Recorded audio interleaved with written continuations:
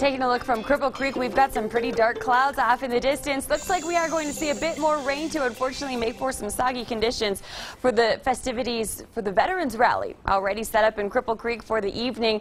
If you are heading in that direction, just make sure that you grab the umbrella and the raincoat. These storms are going to pass through this evening, but they shouldn't last all night long. Storm Tracker 13 Live HD Doppler radar is, at least right now, showing pretty quiet conditions, at least for most around the area, with a few spotty showers around Teller County and also Pueblo. Fremont County, we are continuing to track a few scattered showers near Ordway and in La Junta. We will continue to keep an eye on these cells as they drift off toward the south. A bit of rain off to the north of Trinidad also, but the strongest storms by far remain up along and north of I-70 near Denver. Now, these storms are associated with the cold front that's moving through, and these storms are definitely packing a punch. We still have a severe thunderstorm warning in effect until 5:15 for Adams, Arapahoe, Morgan, and Weld counties.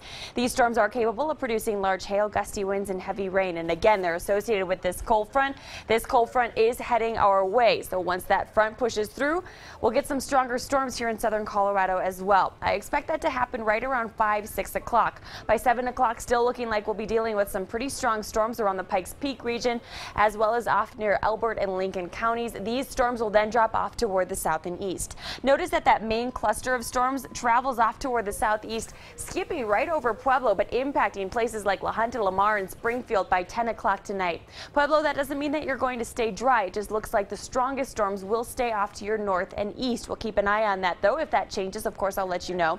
These storms are expected to move off toward the Oklahoma and Texas panhandles by 3 a.m. tomorrow. We'll be left with a few lingering areas of drizzle through the early morning hours before even that comes to an end by 8 o'clock. I do expect some patchy fog by tomorrow morning, but a mixture of clouds and sun can be expected through the mid-morning and into the early afternoon before we do it all again. By 3 o'clock, storms will begin to develop once again. I don't expect it, though, to be quite as active tomorrow as it's expected to be out here as we take you through the next couple of hours. Still could see some heavy rain, though, especially for southern I-25 and across the southern counties here in southern Colorado. By midnight tomorrow night, though, most everything comes to an end. Temperatures tonight, we're dropping into the 40s and 50s. Temperatures in the mountains looking to drop into the 30s and 40s.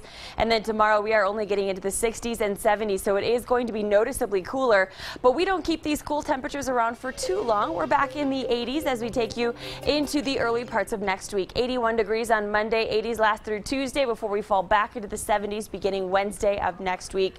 We will keep that daily chance for storms in place. Pueblo, 75 degrees tomorrow with a 20% chance for storms. We'll dry it out Sunday into Monday. Temperatures in the mid to upper 80s through Tuesday before we fall back into the low to mid 80s Wednesday, Thursday, and again on Friday.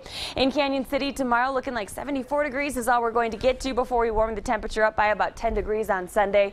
86 degrees on Monday. We'll start you off on the work week with mid 80s through Tuesday. We'll keep a 20 to 30% chance for storms in place. Teller County, it is going to be a bit of a soggy evening. So again, if you are heading out, grab the umbrella. 64 degrees is all we'll end up with tomorrow. Tomorrow you'll need the umbrella as well during the afternoon. We will be keeping a very close eye not only on the Waldo Canyon burn scar, as if any of these storms move over that sensitive area, we could potentially be tracking some flooding and flash flooding concerns, but Pikes Peak, we could end up with a couple inches of snow, believe it or not, as these storms roll through, which is nice for all of us lowlanders to look at off in a distance, but there's a large group of folks that are going to be summiting that mountain tomorrow, so just be aware of the fact that it could get slick up near the summit, so keep that in mind as you are running that race.